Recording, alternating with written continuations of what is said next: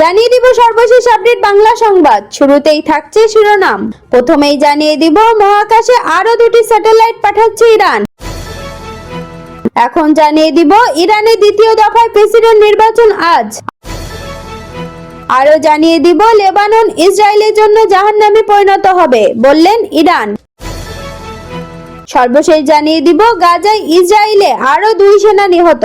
এতক্ষণ শুনছিলেন সংবাদ শিরোনাম, এখন থাকছে বিস্তারিত। খুব শিগগিরই মহাকাশে কাউসার ও হুদহুদ নামে দুটি স্যাটেলাইট পাঠাবে ইরান। বুধবার ইরানের মহাকাশ গবেষণা সংস্থার প্রধান ডক্টর হাসান সালারিয়ে এই ঘোষণা দেন। তিনি বলেন, আশা করা হচ্ছে চলতি বছর হবে ইরানের স্যাটেলাইট, বিশেষ করে বেসরকারি খাত থেকে তৈরি স্যাটেলাইট পাঠানোর জন্য ফলপ্রসূ একটি বছর। ইরানি মহাকাশ গবেষণা সংস্থা প্রধান জানান, কাউসার স্যাটেলাইটটি একটি সংবেদনশীল স্যাটেলাইট এবং ইরানের মহাকাশ গবেষণা সংস্থা এর তোলা ছবি কেনার জন্য একটি চুক্তি চূড়ান্ত করেছে। উদ্যোগটি বেসরকারি খাতকে সমর্থন এবং এর মহাকাশ পণ্যগুলোর জন্য একটি বাজার গড়ে তোলার ক্ষেত্রে একটি গুরুত্বপূর্ণ পদক্ষেপ। অন্যদিকে হুদহুদ স্যাটেলাইটটি গবেষণা এবং যোগাযোগ এই দুই কাজেই ব্যবহার করা হবে এবং উভয় স্যাটেলাইট একযোগে ক্ষেপণাস্ত্র করা হবে। শিগগিরই স্যাটেলাইট দুটি উৎক্ষেপণের সুনির্দিষ্ট সময়সূচি ঘোষণা করা হবে বলে জানান ডক্টর হাসান। তিনি বলেন, বর্তমানে বেসরকারি খাতে নির্মাণাধীন বেশ কয়েকটি স্যাটেলাইট চলতি বছরের মধ্যেই উৎক্ষেপণ করা হবে। উল্লেখ্য, পশ্চিমা দেশগুলোর নিষেধাজ্ঞা সত্ত্বেও ইরান তার বেসরকারি মহাকাশ কর্মসূচিতে উল্লেখযোগ্য অগ্রগতি অর্জন করেছে। দেশটি স্যাটেলাইট বিকাশ এবং স্থাপনের ক্ষমতা সহ বিশ্বব্যাপী শীর্ষ 10 দেশের মধ্যে স্থান করে নিয়েছে। এর আগে চলতি বছরের শুরুর দিকে সফলভাবে মাহদা নামক একটি গবেষণা স্যাটেলাইট উৎক্ষেপণ করেছে। ইরানের 14তম প্রেসিডেন্ট নির্বাচনের দ্বিতীয় পর্বের ভোট গ্রহণ আজ শুক্রবার। এই নির্বাচনে ইরানের ভেতর যেমন ভোট কেন্দ্র থাকছে, তেমনই বিদেশে ভোট গ্রহণের সব ধরনের প্রস্তুতি সম্পন্ন করা হয়েছে। এতে করে বিদেশে অবস্থানকারী ইরানিরাও ভোট দিতে পারবেন। সিএনএন এর প্রতিবেদনে বলা হয়েছে, শুক্রবার ইরানের স্থানীয় সময় সকাল 8টায় ভোট গ্রহণ শুরু হবে।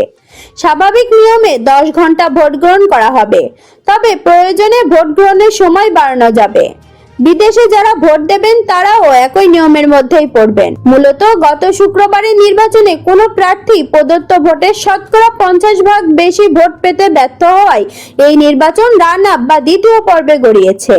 এই কারণে ইরানের আইন অনুযায়ী নির্বাচনের প্রথম ও দ্বিতীয় স্থান অর্জনকারী 2 প্রার্থী অর্থাৎ মাসুদ পেজেশকিয়ান এবং সাইদ জলিলির মধ্যে 5 জুলাই দ্বিতীয় দফা নির্বাচন অনুষ্ঠিত হচ্ছে।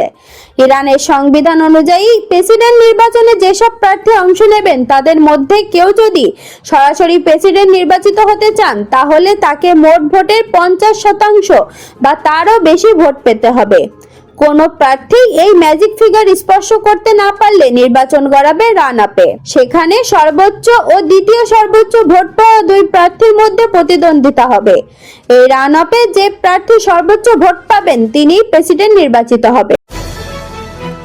ইরানের ভারপ্রাপ্ত পররাষ্ট্রমন্ত্রী আলী বাকেরি কানি বলেছেন, ইসরায়েল যদি লেবাননে অগ্রাসন শুরু করে তাহলে যুদ্ধক্ষেত্র ইসরায়েলদের জন্য জাহান্নামে পরিণত হবে।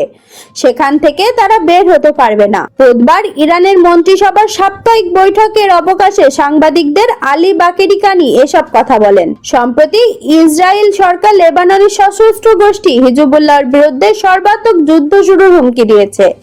এই নিয়ে দুপক্ষের মধ্যে তুমুল উত্তেজনা বিরাজ করছে। ইরানের পররাষ্ট্রমন্ত্রী এই সময় হিজবুল্লাহকে ইসরায়েলের বিরুদ্ধে শক্তিশালী খেলোয়াড় হিসেবে প্রশংসা করেন। তিনি বলেন, লেবাননের সশস্ত্র গোষ্ঠীটি খুবই শক্তিশালী ভূমিকা পালন করেছে, যা আন্তর্জাতিক ও কূটনীতির ক্ষেত্রে প্রতিরোধ সৃষ্টি করেছে। আলী বাকেরি কানি এ সময় বলেন, যুদ্ধ শুরু হলে লেবানন নিশ্চিতভাবে ইসরায়েলের জন্য জাহান্নামে পরিণত হবে। সেখান থেকে তারা বের হতে পারবে না। গত 7 অক্টোবর দখলদার ইসরায়েল গাজায় বর্বর আগ্রাসন শুরু করার পর থেকে হিজবুল্লাহ যোদ্ধারা ইসরায়েলি সেনাবাহিনী ও বিভিন্ন স্থাপনায় নিয়মিতভাবে হামলা চালিয়ে আসছে। হিজবুল্লাহ বলেছে, গাজায় আগ্রাসন বন্ধ করলেই কেবল ইসরায়েলের বিরুদ্ধে তাদের হামলা বন্ধ হবে। এদিকে গত 24 ঘন্টায় ইসরায়েলের সামরিক অবস্থান লক্ষ্য করে 2 শতাধিক রকেট হামলা চালিয়েছে হিজবুল্লাহ।